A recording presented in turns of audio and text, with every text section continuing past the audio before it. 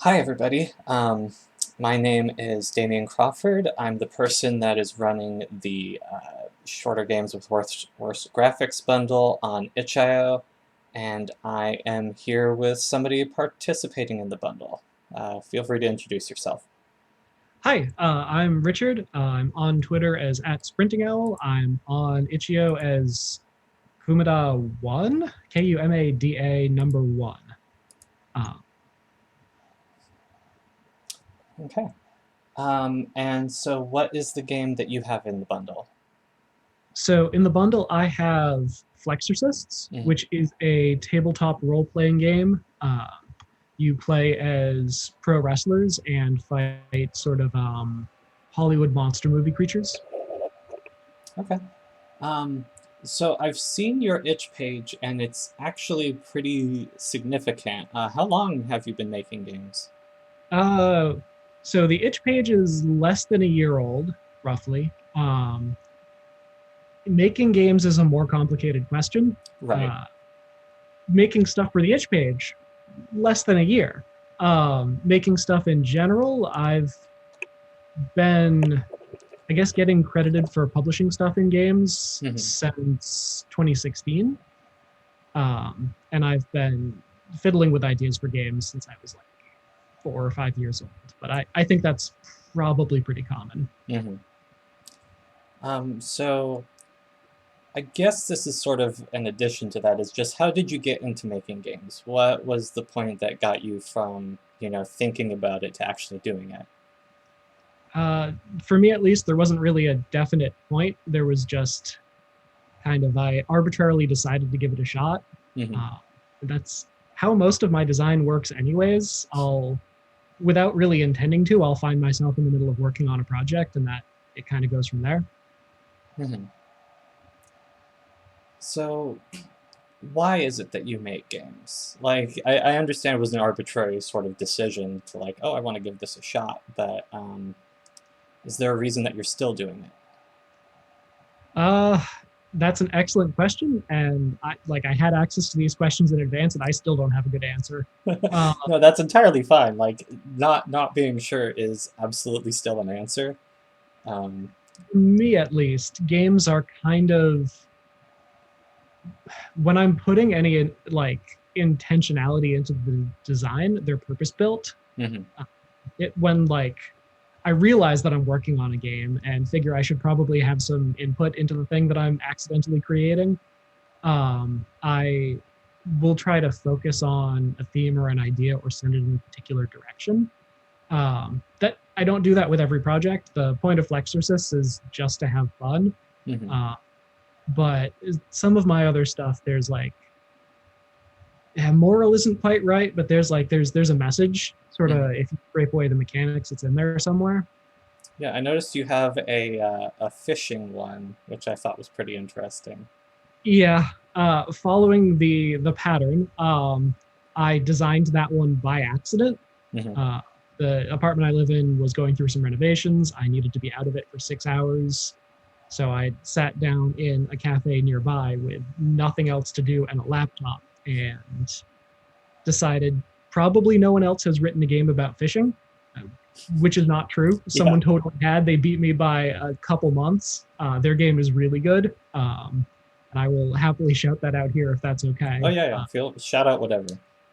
This is a game about fishing Yeah. is great. It's another tabletop RPG. Completely beat me to the punch, but Hmm. um, I had a lot of fun writing my fishing game, Rod, Reel, and Fist. Uh, and like similarly, that one doesn't have much of a message either. There's some stuff in there about how community has value and like connections between people matter, but mostly it's a chance to play an RPG about fishing. Hmm. I believe that one uses a sort of rock paper scissors system in it. Yes, it's not purely rock paper scissors. Hmm. When I'm not good at math, so when I design things, I try to make the design be something other than math that it relies on for balance. Often that ends up being some kind of rock paper scissors. I look to like console fighting games for Hmm. inspiration. Right. The difference between like jab heavy and throw, there's a clear triangle of balance there. Hmm.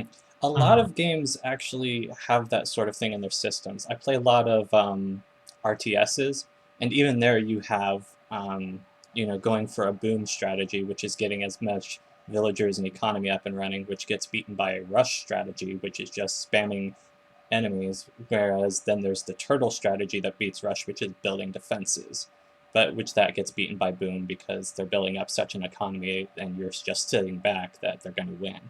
Um, and that's something that a lot of different games seem to have is not literally rock, paper, scissors, but a definite rock, paper, scissors system to it. yeah, I went a little more overt with rod reel. Yeah, Rock paper scissors, you throw rock paper scissors in combat, and depending on your class and the abilities you've specialized into, you might get more benefits for throwing rock or for paper or scissors. right. There's things But that are going to make you want to use that. yeah, and that in turn gives your opponent the opportunity to read you and use a counter strategy, which is how the intended meta for the game works. Hmm. No, I like that sort of concept. I've seen it in a few things, but it's mostly like my friends that tell me about their LARPing experiences and stuff. It's not something Oh that you yeah, see as much in a tabletop's core rules. Um, yeah. There's I feel like because of like the visibility of D&D, mhm. because of how it overshadows the entire hobby, there tends to be a focus on tabletop as having a core combat component Yes. and on feeling semi-random. D&D is obviously it's weighted towards attacks hitting Hmm. because if you miss, it feels frustrating, and if you miss too much, you give up on the game. Hmm. But it does a particular thing that a lot of tabletop kind of has a pressure to emulate. Yes. Uh, in the same way that like Mario came out, created a lot of visibility around video games, but also sort of created the expectation that games were just going to be platformers. Hmm. Uh, so Yeah. to a degree, the rocks paper scissors might feel weird if you're really used to D20, Hmm. but it's not meant to be hard to pick up. Right. Right. Yeah. It does help a lot for getting newer people into the game, especially like if they haven't played many tabletop games before. It's like, okay, well, at least I don't have to learn this which dice I roll at what time and add my proficiency bonus and my stat bonus and oh, I took Yeah, this feat, so I have this bonus. I mean that can totally be fun. Oh I yeah, dig, but I, I I I cut sort my of bring teeth on D&D 3.5, and that was one where it was like prestiges on prestiges. yeah. Um, But to sort of bring us back towards Flexorcists, yes. I do try to design everything with a focus on the game being easy to learn, Hmm. regardless of what background you're coming from. If you've not played tabletop, if you've played a ton of tabletop, if you've sort of played everything in the indie, or if you've just played D&D, I try to make it so that there's a clear explanation in the game, and like a clear way to learn the core mechanics Hmm. without running into a ton of rules. I Right. like rule heavy games too, but I'm less good at building them, and I don't want those rules to all be front loaded. Hmm. That's very understandable. Um, So I also noticed that you have a lot of paid games on your page, and I was wondering, do you consider this a job or is it more of a hobby thing for you? The goal is for it to become a job. It's definitely been a hobby for a while. I'd like to see if I can sort of make it produce enough that I can sustain doing it full time. I'm not quite sure what the winning strategy is for that yet. Hmm. And for me, at least, I'd like the whole indie to kind of succeed as one. There's a lot of really cool designers out there, a lot of really cool developers, and a lot of us are in this exact same boat where it's really hard to get to the point where we can keep ourselves afloat on design. Right, yeah. So my goal is to succeed as much as I can myself, but if possible, also help everyone else. Hmm. Yeah, that Um, was one of the reasons that I wanted to actually put this sort of bundle together is simply because it's there's a lot of cool stuff going on, and while I'm involved in this space, it's hard to be involved in just the vastness that is this space. And Yes. so it was sort of like an open call for, I know other people are doing cool stuff. I don't know exactly who all is actively wanting to push their stuff out there in this way, but if we could all gather together and do this, that'd be really cool. And so I was glad to see like this much of a response.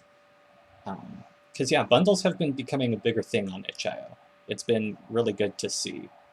Um, Yeah, I think especially because Icho is such a like it's kind of a noisy medium. There's a lot of people making a lot of stuff all the time. yes.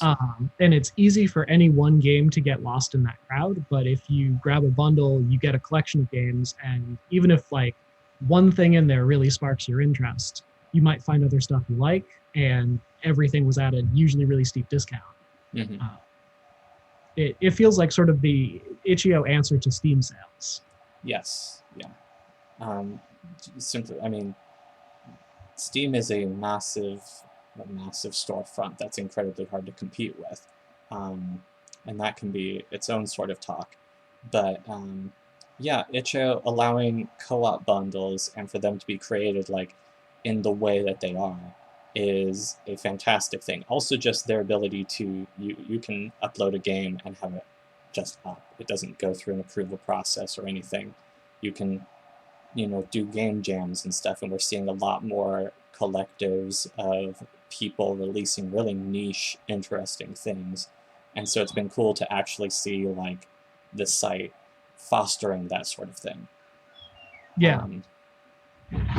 Yeah, but so let's actually talk about Flexorcists a bit more, because that's the game that's in the bundle. So was it just you that worked on it, or? Nope. I had quite a bit of help. I had a couple of playtesters who were willing to tolerate the mechanics of the game until I can get them sort of good. And I also had a fantastic illustrator and a fantastic layout and cover artist to work on that. So definitely not a single effort. If it had been just me, there would have been some like public domain photos on the cover and like that sort of vibe throughout the book. Let's actually talk about playtesting a little bit, because there's a lot of people that don't understand what that entails. So how exactly would you say that how sort of accurately would you say that you went about playtesting? Like, how did you get people to participate in that? Was it just like called up a couple friends, or? It's closer to that. For me, I'm lucky in that I have a couple of different groups of friends who enjoy playtesting games. That's a weird situation, and I'm super glad to be in that situation. Like having folks who are absolutely willing to play something that is going to break apart the first time they touch it is good. So I've run it for a couple of different groups, and I've gotten some decent data off of that. The playtest itself usually consists of me trying to GM the game and then taking notes anytime the mechanics fly apart completely, and also after the session based on player feedback. So it can be as simple as this class feels broken, this way of approaching the game doesn't feel rewarding, and as vague as I don't know, but I didn't like it. And all of that funnels back into tinkering with the game and editing it until it's at a place where I feel like it's enjoyable by the public. Cool. So we talked a little bit about why you make games, and that this one was a little different from your usual, but what inspired you really to go for this particular sort of game? To make a wrestling role-playing game? Again, this is one of those questions where I wish I knew. It's my usual process is to find that I'm working on a thing before I've really figured out why I'm working on it. And that's as true for this as it was for the fishing game, and as it was for the migrating vampire Oregon Trail thing I did before that. I just found myself in the middle of working on a game based on this concept and tried to get it as accurate and authentic feeling as I could to the material. Mm-hmm. Cool. I mean, it's good when you can when you have an idea and you can actually figure out a way to make the mechanics work correctly with that idea. Because that's something that's unique to games, is being able to have mechanics that aid the storytelling. I I don't know if that's completely unique to games. I think it's also found in teaching, Mm-hmm. but it's definitely an element that's you don't find in movies or TV or books Right. for sure. Um, so about how long did it take to make this game? In terms of total development Yeah, time, like over I want to include like playtesting and all that sort of thing, if you can. well, it was a bit of a victim of my production pipeline, so over a year. Mm-hmm. Uh, I, oh, actually, by this point, maybe closer to 2 years. Mm-hmm. Uh, I wrote it by mistake, realized I now had a complete draft that I had to playtest and generate art assets for. Mm-hmm. Um, did some playtesting because I didn't even want to touch the process of creating art and layout for it. And in the meantime, I was working on Rod, Reel, and Fist, and I learned how to uh, start doing very basic layout by myself, which meant at that point the only thing I needed was art and some graphic design elements. And from there, it became much more manageable to take it from that prototype stage into a finished PDF. Mm-hmm. So earlier this year, I put together the finishing touches and commissioned art and that cover. Cool. Um, so you said you were working on this and another game at once. About how many projects do you keep active at one time? Because I've know Uh, some people that are very bad about it, and so I just want, for transparency's sake, like how bad do you get with this? um, well, it really depends on your definition of active. Uh, and maybe also on your definition of game. In terms Mhm. of like feature length, 200 plus page core rulebook, like big core games, I've probably only got 5 or 6 of those in simultaneous development. In terms of smaller games, stuff like Flexorcist, where it's maybe in the 20 to 30 page range, um, I've probably only got 7 or 8 of those in parallel development. Only? Okay. My problem is I write fast, Hmm. and because I'm trying to commit to doing lots of game design, I produce a lot of material. Right. And there was a period where I hadn't learned the basics of layout yet, and I hadn't learned about the incredible wealth of public domain images that I can use to create like a $0 budget game. Hmm. Uh, and so I wrote a ton of material and had nowhere to put it. Right. Um, so those may have inflated the numbers I just gave a little bit, but if you count all of that together, probably 14 or so games. Hmm. Not counting stuff that I randomly find myself working on and finish in like a week. Right. Right. No jam games or anything. Yeah.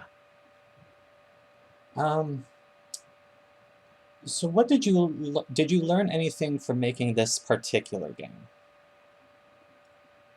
Whether it was layout or something about your own personal thoughts on game design From Flexorcists, it might have been the importance of game feel. or. Hmm. The first draft was very crunchy, very numbers oriented, and it's still a game that relies a little bit on numbers and like um, deciding how much of your resources to risk and things like that. Hmm. But it's also a game where you can fail every single roll and still have an enjoyable experience, and that's the part of it that I'm glad to have that I'm glad to have gotten right. Hmm. Yeah, it's very important to, um, failure still needs to exist in most setups that you're going to do for a game, but it's also nice to have that actually feel like your time's not being wasted playing, you know? It's rough when you're playing a game and it's just like there's nothing that you can do right, as opposed to, okay, well, I've failed, but at least like I died in a flashy way, or oh, at least this looked cool, or whatever else. Well, I think some of that is on the game to let you know what you're trying to play towards. Yeah. If you feel like your goal is to win a game, but the game has mechanics that make winning frustrating, it might be a game that like it generates a lot of frustration in its player, and maybe sometimes that's intended. If the game right out front tells you the goal is to tell an entertaining story or the goal is to have fun, you can build the game in a way where you don't need to worry too much about whether the player is winning. Whether they win or lose, if the game has pointed them in the right direction, they'll still enjoy playing it. Okay. Are you happy with the game? Do you feel like the time that you've spent on it was absolutely worth it? Oh yeah. Good. Yeah. I think that's true for maybe all but one of my games. There's only one game on my itch page that I'm not super happy with, and it's more that I resent that I made it at all. I don't think it's necessarily a bad game, but I wrote a dating simulator called Ender, which is very bleak and very nihilistic and not the kind of thing I like to write. So the whole time I was working on it, I was just angry at that game. But no, for Flexorcists and every other game on the profile, yeah, I'm super happy to have created it. It was fun to design, fun to play test, fun to finally be done with as well. I think that's an important part of the process too. Although I'll happily go back and edit it if someone finds a bug I couldn't find or finds like a flaw in the design or something. Right, something that wasn't explained entirely or whatever else, yeah. Yeah, functionally everything on my page is a living document, even the stuff that I'm 100% certain I'm done with. There's problems, it's pretty easy to go back into the PDF and fix it. Cool. So we said that you know, is there really much of a general theme? Because it seems like each one of your games does have its own sort of specific take on things. But how would you describe the games that you make? Like, if you had to like pitch your itch.io page to somebody. Oh no. I feel the same way, so yeah. But I think it's still a good question. It's fun to see what people say. Varied and weird, probably. I like my games to feel grounded, but also be very surreal in terms of the concepts they're working with. I like that kind of dissonance between knowing exactly what something is about, but that thing that it's about being absolutely wild. I think that's what I try to cultivate. Like for Rod, Reel, and Fist, it's a fishing game, but I wanted it to be as like hot-blooded and serious as possible. Create kind of a friction between the lightheartedness of the concept and how dead serious it was taking itself. Right. And with that ludonarrative dissonance, which I pray is the only time I ever actually say that while doing these interviews. Yeah, no, that's a great term to be able to use sometimes. But to sort of circle back to all of my games as a whole, I want each game to sort of present a wildly different setting and a wildly different theme and probably a wildly different message, but to have that same kind of internal tension where it's clear what you're doing, but the game itself is weird. Cool. I understand that as developers, we're kind of like parents in a way. Each one of our games is our children. But do you have a favorite? Oh, goodness. I honestly, I don't think I feel like any of my games are so dear to me that I would ever consider them like a child. It's for me, the games tend to be a little bit closer to carpentry. Like, I'm glad that I built it. If it turns out I built it wrong, I really want to go back and fix it. And I'm proud of a lot of them. I guess Probably the one that I am most proud of is going to be Rod, Reel, and Fist, just because of how fully I overcommitted to that idea. It's close to 300 pages of a fairly crunchy game about fishing, and I would not have dreamed that I was able to design something like that if you'd asked me a couple of years ago. Um, I understand that feeling completely. I have there's a game I made that some people know about where you play as 99 characters at once in a turn-based RPG, and it is the first draft. I put that up on itch and it was awful. And now I have like a completed version of the game, but there's still people I hear from that play that original version, and I was like, because I gave every character unique skills and stuff, and it's a true abomination, but it was a month of determination of me just like, I want to see if I can do this, and then I did it, and I'm like, oh, this can't be what I'm known for now, because this will be impossible to keep up. But yeah, it's nice to be able to really step up. But that's still a wild concept design. yeah, I don't think I could replicate something like that in tabletop, or right, at least don't think I could replicate something like that safely. right, But and it's not something that you would want to. I do see some people talk about, oh, I don't want to talk about my game too early because it's not, I don't want anybody to copy it. And I will say there's like a vague amount of merit to that because you do have stories of people's games getting copied and whatnot. But in general, nobody's going to want to go through the nightmare that we go through when making our games. Like, I I can understand the fear, but mhm, I've run into so many more situations where I design a thing and then find out a month later that someone already did that exact game but better. mhm, That I'm not worried about anyone ever like adapting one of my concepts or something. I'm way more worried about the game that I don't know is in development that's already doing my thing with more skill. right. Now that is a fear I totally understand. Um, but yeah. Um, So let's say you had any amount of time, resources, people, whatever that you needed to make a game, infinite amount of power to make something. What game would you make? Uh that those resources are going straight into everyone else's games. No, no, I don't have any project that I want that dearly, but I do want everyone to make stuff. So, yeah, there would be a lot of Kickstarters and like well-funded itch.io games and stuff like that. okay. Um, I do like that answer, but I do want to know if is there really like nothing so dear to you that if you give away infinity, you still have infinity. Would you make anything with that, or just business as usual for you? I would certainly still make games. The stuff I make is so like weirdly impulse driven. Hmm. I'll find myself in the middle of working on a game and it'll be about like flamingos in the Everglades during nuclear winter or something. Right. And I'll realize like a couple paragraphs into the draft, oh, this is what this is about. And when I'm working on a game like that, I'm always excited about it. So I don't know that I have any like secret project in the back of my head that I'm really passionate to work on. Hmm.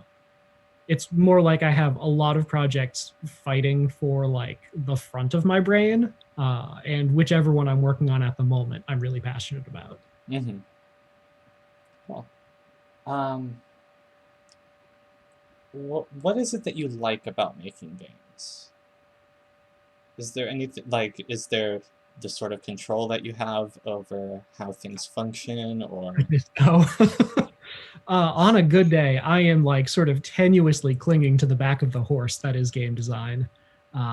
As a designer, I don't ever feel like I have much control over the game. It mostly does what it wants to do, and if it does something that's really destructive, I go in and put some rules to try and disincentivize that. Mhm. But Lord, no, not the power. In terms of what I enjoy about it, I like building something that other people will interact with. Um, I think that's cool because the like the experience that I'll have with a piece of media is going to be wildly different than the like internal experience someone else has with that same piece of media. And I like that feels fulfilling to me, to create something that other people will interact with and look at differently than I would, and have different feelings about it than I would. Oh, cool. So for you, it's more about player interactions with things. Sort of. Like for games that are meant to be played, which admittedly is not necessarily all games. Right. Uh, like some games are just meant to be read or observed, or like the concept is cool. Most of my fans would agree with you on my entire itch page. I don't think that's a bad thing at all. I think like there's many different ways of interacting with a game beyond playing it, and all of them can be good. But for games where you are meant to interact with them, and especially for tabletop where it's usually not just one player, it's often multiple players and then a director or a GM or whatever. I want to create an enjoyable experience for that whole group. Okay, cool.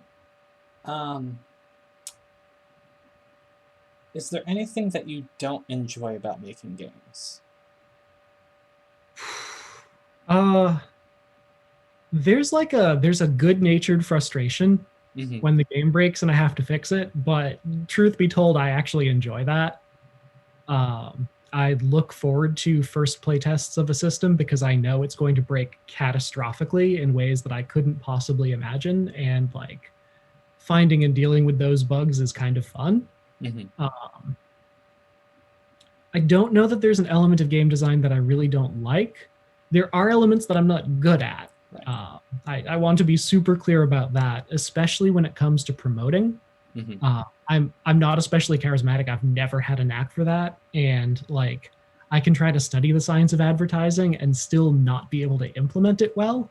So, in ideal world where I had a studio and a team, someone other than me would handle promoting the game 100%. Right. Yeah, promotion's tough. I mean, as an independent developer, you're already having to wear so many hats, and then that one on top of it, having to actually go out and tell other people, or go to events, or tabling and stuff like that. It is a lot of extra work to do that sometimes feels like it takes away from actually getting to do the good work, but it's also doing all of that that actually gets you to be able to make more games. I mean, I like some of that. When I do a Kickstarter for a game, I'll usually go out to local game stores and like ask if I can put up flyers and talk with folks and run demo games and stuff like that. And that's also fun. But it's a thing that I don't like. It's a thing that I struggle with because I don't have that natural aptitude there. Gotcha. Okay.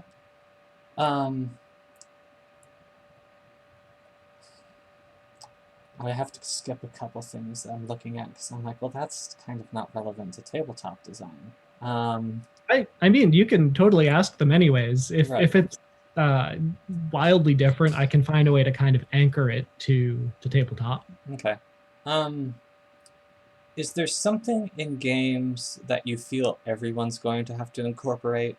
Now, this was mainly me targeting this towards video game developers. It's sort of like people talk about, oh, VR is the next big thing, or oh, multiplayer, you know. There's no point to having single-player games anymore. Like, is there any of that you think is actually, like, there's some credibility to it? Like, I don't want to dismiss any group of people who are thinking about gaming. I don't want to say just straight up no credibility. Right. But I do feel like, well, there are observable trends in the kinds of games that get created, especially as technology changes and improves.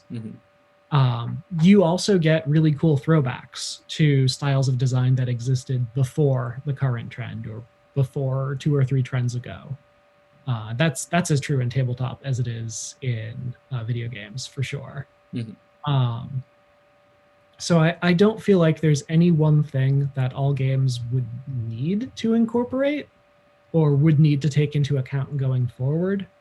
I think probably the most useful thing that not all games do is some degree of consideration for like the specific player.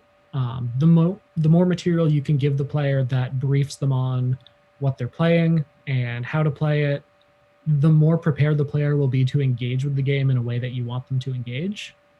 And a game that sets up an expectation that it then doesn't deliver sometimes can be used for cool effect. Like there's totally horror games that do that, that will brief you like this is going to be a short game, this is going to be a cute game. There's definitely no jump scares in here, Mm-hmm. and then subvert that for narrative effect. Right. But unless a game's doing that intentionally, there's some risk. If you get your player expecting something that the game doesn't deliver, um, or that the game delivers in a way that really like shocks or surprises the player, you can create a bad experience. Mm-hmm. So I guess more focus on player expectation I think would be helpful across games in Mm-hmm. general, but not mandatory. Right, right. I gotcha. Um, is there anything that you think indie games and studios are able to do better than AAA games and studios? Is there an Uh, advantage to the smaller scale that we have access to? I think there's some degree of advantage, but I don't know that everyone would agree with me on that. Right. Well, I Uh, mean, I'm just, this is an interview. I'm just asking questions so that way other developers, any gamers that enjoy indie games will check this out and be like, oh, now I understand, people's motivations behind things a little more. So I think in the indie, there's a little bit more room to explore concepts without worrying about whether it'll adversely affect your studio. Mm-hmm. Because if the expected income from a game is $0, you have all the freedom in the world to take risks, which can be helpful for creating games that produce a conversation about games and gaming. The other thing I think the indie can do a little bit faster is, or a little bit better, is design games faster. Mm-hmm. Um, I wrote a game, I think 2 weeks ago now. That is, let me see if I can find it. You and your friends have been turned into bears, and the only way to turn back is to do all these odd jobs about town. I wrote this game in about 24 hours and produced the PDF complete with public domain photo art in that same time. Um, and I think out of most of the games on my page, it's gotten the most visibility, Mm-hmm. which I'm willing to attribute to the title, telling you everything the game is about right up front. Yep. Uh, but being able to produce a game like that in a single day is something that I think the indie can do that AAA has more trouble with. Mm-hmm. Especially because AAA would need to sit down and have a conversation about whether they want something like this associated with their brand. Right. That's very true. Because they'd have to make that sort of decision, and then they'd have to decide how many people they're allocating to it, and then they would have to have it run through their massive testers and deciding how much of everything they're going to work with on that front. And yeah, so much of it would be taken up just by logistics that making anything in a day is virtually impossible there. Yeah, So I would agree that we definitely have the strength of a faster turnaround time. yeah. And I do think the AAA version of You and Your Friends Have Been Turned into Bears would be interesting and like have a lot of value in it, but Mhm. in the time that it would take to produce that, I could keep moving on and making more different games about different subjects, and Right. that's the indie advantage, I hope. Mhm. Um, One last question. Do you have any advice for people who would want to get into making games? We all know Yes. advice is a sort of a fickle thing, and your mileage may vary. So let's just get that out of the way. But what advice do you have? Yeah, I fully expect everyone will give a completely different, wildly different answer to this question. Mm-hmm. For me, as someone who struggled with like writer's block and creative block for a long, long time, the best advice I can give is don't second guess yourself, just dive into making it. You'll run into problems right away, and solving those problems and finding new problems is the soul of game design. Mm-hmm. It's very much the first step is the hardest. Once you've done that, once you've actually like pulled up a document, started planning your project, or even just like pulled up RPG Maker and started throwing sprites onto a board, that's the critical step. From there, the rest of it is momentum. Yeah, as an RPG Maker dev, I can absolutely attest to that.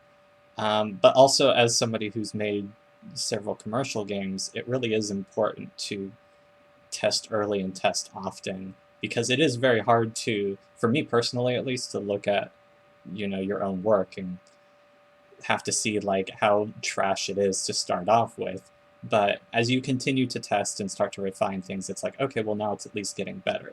But that's a lot further than people who never start, who Oh yeah, just no, think, oh, I'm gonna be in my design doc and oh, this is progress, when you still have to actually make the thing. I don't know that I don't know that I want to say that editing is the most important part. It is an important part, Mm-hmm. but like for me, my mantra is it's better done than good, Yes. because once it's complete, I can go back and refine it. That project that sits as a Google Doc in my drive for a year, I can keep going back and tinkering with it until I have something that I can show other people. Mm-hmm. But if it just stays as a prototype, there's nothing I can do with it. Right, right. Okay. Well, is there anything else that you would like to add? I don't really think so, but I'm super grateful to have the opportunity to talk about design a bit with you. Oh yeah, it was great. It was a fun chat. Nice to be able to talk about tabletop design, especially because like I've made a couple, but they're in that category of games that you should observe and not play. Um, uh, I as didn't. a real tiny quick shout out to my own stuff, I did make a tabletop game called Guilty Pleasure, where you don't roll dice, you file paperwork. Um, so your creation system is you have to fill out a resume that gets submitted to the guild roster to accept quests. You have to fill out the appropriate like quest form and then a requisition form, any training forms. Like it's awful.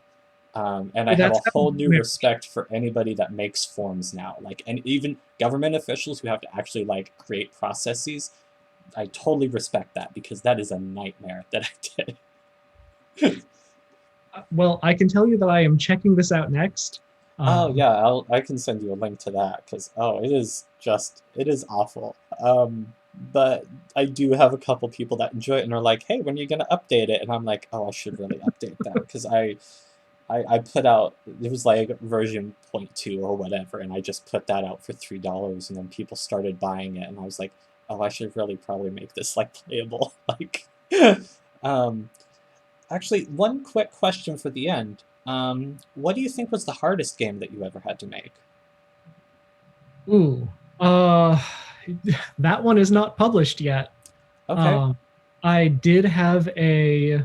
It started as a survival horror game. Mm-hmm. Um, I randomly had the thought of what if on like a normal night monsters just appear? What is that situation like for a person to experience?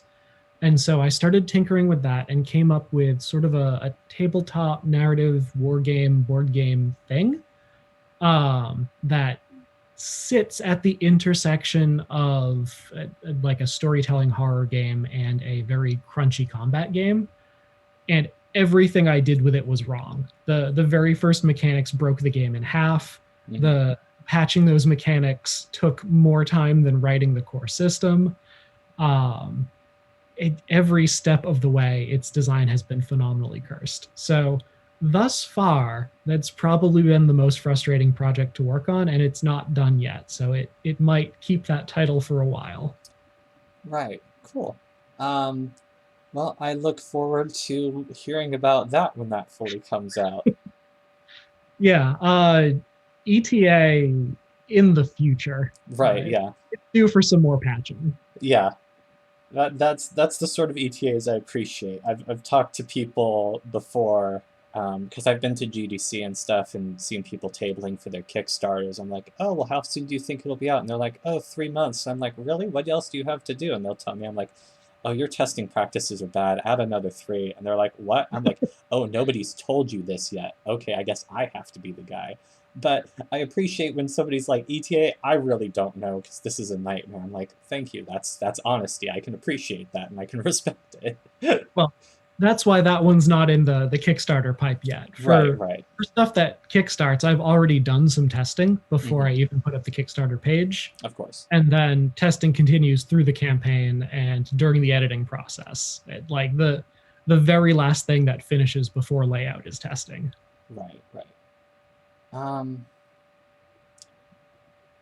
Sorry, because I keep, now that we're talking about this a bit more, I keep thinking of other questions to ask. Sure, go for it. So how has the Kickstarter process been for you if you've done this multiple times? Because I mean, in and of itself, it's still like, if it fails, that's still a form of marketing that people don't entirely understand, it seems.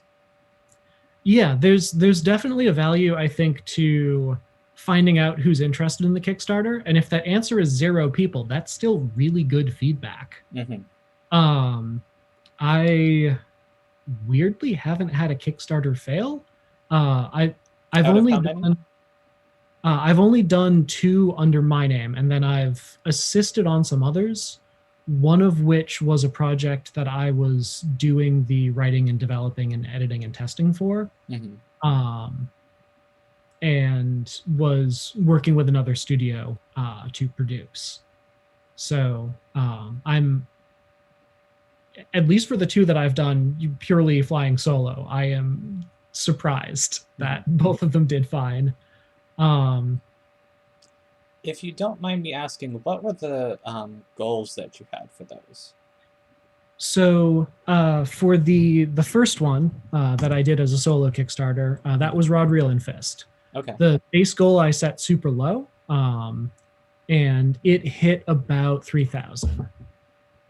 The other one is currently in production. Men Can't Spell Vixens, because my brain just spat words at me one day, and I then sat down and tried to make a game based off of it. It is a crunchy old school dungeon crawler, set in sort of like a mouse scarred Redwall kind of woodland fantasy setting. I'm very familiar with Redwall. I've read like 2/3 of the series, so I've read a lot of the series. So many books. That's something like 20 books, yeah. That is still, that's in the editing phase now, and that did, I'm now forgetting the actual number. 1 second as I Google my own progress. Oh, no, that's what it is. This was not a question I submitted to you, so. I think it was close to 2.5, yeah, 2.7 raised with a goal of 2K. I set the goal higher with I think the idea that having a goal that's closer to 2K would make the project look different than if the goal was close to 6K. I was trying to experiment with that. Right. I don't know that I learned anything from that experiment. I got very close to the same results as with Rod Reel.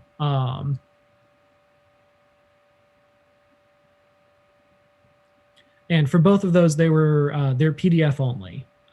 Okay. Because like, I don't know if many like indie video game devs have to deal too much with physical shipping, unless you're doing something like creating a CD or a booklet or something. Yeah. Physical rewards are a nightmare. Yeah, they're not too bad in some circumstances. Like I can set up print on demand and things like that, and that takes some time, and it requires spending a bit of money to order print proofs and to do a separate layout for the print version. But building those costs into a Kickstarter requires knowing that like global distribution systems are not going to be going through some stuff. Um, so in both cases, I've tried to restrict the Kickstarter itself to just delivering a digital book and then offering a physical book later. Yeah, I've done. Well, I had an Indiegogo for my first game, and that was disastrous because I didn't understand marketing. Then for another game a couple years ago, I did a Kickstarter for that, and it barely passed. But I didn't offer physical rewards because it was the sort of thing where the upfront cost to get all those physical rewards out was going to be difficult, and I had no means to really calculate that and figure out, okay, if I did shirts, first off, who would wear them? Secondly, would I actually be able to get them out to everybody? Like when you're dealing just in a virtual space, having to figure out how physical goods work is a lot of extra work. And even now, I know somebody that publishes indie tabletop games, and he knows how to build all that stuff into a Kickstarter and do all those calculations and stuff. But that's like half his job is just marketing at this point. Yeah. Yeah. I've done the math and planning for doing like a physical distribution as part of a Kickstarter. It was for that cursed project that is still in development. And it is a whole second layer of complexity and risk and skills that have to be learned for sure. Right. Yeah, oh, sorry, go ahead. Oh, no, go ahead. I was just going to say I have a whole ton of respect for anyone who does that, especially as part of their regular game development process. Yeah, for sure. Well, that's pretty much it for me. I realize I'm saying that for the second time, but I think we're pretty well done with anything to talk about on that front. So, any last things about, Twitter handle, game pages, etc.? I mean, I'll include them in the description for the video, but... Oh yeah, no, I'll recap them. At Sprinting Owl is my Twitter. Kumada1, Kumada number 1 is my Icho. I don't really have anything beyond that.